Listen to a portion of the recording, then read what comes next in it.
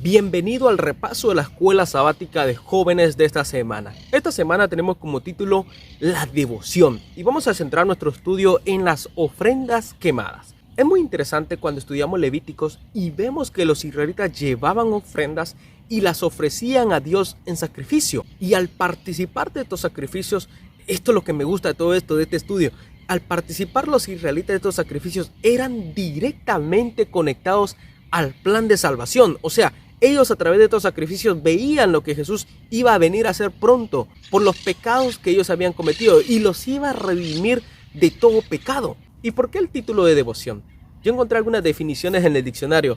Devoción conlleva compromiso, conlleva respeto, amor y una frase muy interesante que conlleva devoción: práctica no obligada. O sea, al entregar estas ofrendas ellos a Jehová, no eran obligados a llevar, ellos llevaban esto por amor. O sea, era algo especial que ellos entregaban a Jehová por el anhelo de que Jesús viniera pronto a redimirlos en la cruz. Vean lo que dice 2 Corintios 9:7, dice: cada uno dé como propuso en su corazón, no con tristeza ni por obligación, porque Dios ama al dador alegre. O sea, la ofrenda que el pueblo de Israel llevaba era de corazón, conllevaba compromiso, conllevaba ese anhelo que Jesús viniera pronto a morir por ellos en la cruz. ¿Y por qué se llamaba ofrenda quemada? Esta ofrenda era directamente y totalmente ofrecida a Jehová. Y esta práctica no solamente la vemos en el pueblo de Israel, la vemos en Abel, la vemos en Noé, la vemos en Abraham, que ellos ofrecieron sacrificio grato a Jehová en su totalidad. Y encontramos en Apocalipsis el capítulo 3 el mensaje a la Odisea. Vemos el anhelo de Dios de que el pueblo, o sea su pueblo final, se entregue totalmente a él como una ofrenda. Y es muy interesante notar el capítulo 3 versículo 16 dice: pero por cuanto eres tibio y no frío ni caliente, te vomitaré de mi boca. O sea, a Jehová le agradan las ofrendas que se entregan con agrado, que se entregan con devoción, que se entregan con alegría. Y Jehová también anhela y desea que nosotros entreguemos nuestra vida a Él con devoción, con alegría. No como la iglesia de la Odisea, que representa mucho de nosotros. La iglesia de la Odisea cree que tiene todo, cree que no necesita de Jehová, cree que con hacer algunas cosas a Jehová está logrando la salvación. Sin embargo, Dios anhela que nosotros nos entreguemos de corazón y totalmente a Él. Pero ¿cuál era la diferencia de las ofrendas que entregaba el pueblo de Israel a Jehová y las ofrendas que los pueblos paganos, los pueblos de alrededor, entregaban a sus dioses? Es muy interesante notar que cuando estudiamos la Biblia vemos cómo Satanás siempre ha distorsionado lo que Dios ha dicho. La diferencia entre las ofrendas del pueblo de Israel y las ofrendas de los pueblos paganos era que los pueblos paganos creían que al ofrecer los sacrificios a sus dioses, con esto ellos apaciguaban la ira de sus dioses. O sea, habían perdido ciertas cosas, si no había producción de sus frutos, si había alguna enfermedad o algo malo estaba pasando dentro del pueblo de ellos, ellos creían que sus dioses se habían enojado. Entonces, al ofrecer esos sacrificios, ellos obtendrían algún beneficio. O sea, estaban apaciguando la ira de sus dioses, a diferencia de los sacrificios que ofrecía el pueblo de Israel. Cuando nosotros estudiamos los sacrificios que el pueblo de Israel ofrecía, las ofrendas que el pueblo de Israel ofrecía, no encontramos a un Dios airado, no encontramos a un Dios enojado por el pecado que el pueblo de Israel había cometido.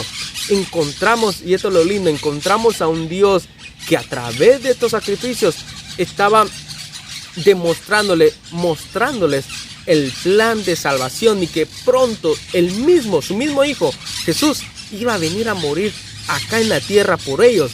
Y esta era la gran diferencia.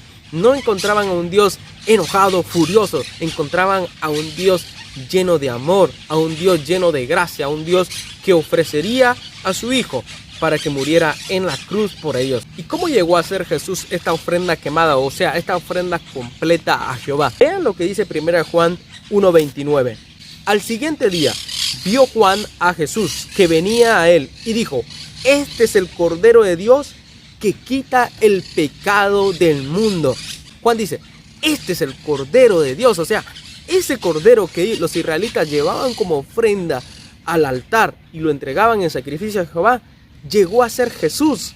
Jesús vino acá a la tierra a cumplir su ministerio, a cumplir el plan de salvación que ellos habían planificado desde antes de la fundación del mundo, y llegó a ser ese cordero que murió en la cruz por nuestros pecados. Pero veamos lo que dice Primera de Pedro, el capítulo 1, el versículo 19 y el versículo 20. Dice: sino con la sangre preciosa de Cristo, como de un cordero sin mancha y sin contaminación. Él estaba destinado desde antes de la fundación del mundo, pero había sido manifestado en los últimos tiempos por amor a vosotros. Este cordero, no cabe duda que representaba a Cristo Jesús. Los israelitas, cuando ofrecían estos sacrificios, estaban seguros de que Jesús iba a venir. Y ahí había una palabra muy interesante: cordero sin mancha. En el estudio anterior vimos que los israelitas, al momento de presentar sus ofrendas al Señor, debía ser sin mancha, y estamos seguros de que Jesús fue un cordero sin mancha, sin pecado. Aunque fue tentado, no pecó, dice la Biblia. Entonces, todos estos sacrificios, cada cosa que estudiamos, apuntaba a Cristo Jesús.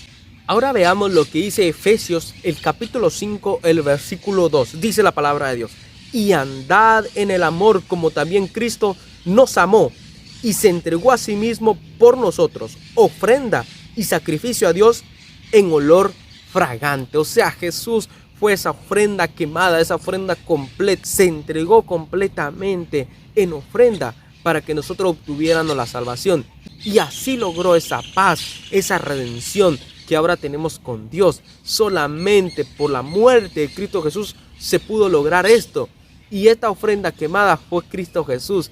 Y por eso nosotros tenemos que estar agradecidos por su muerte en la cruz, porque Él se entregó completamente por nosotros. Alabado sea su nombre.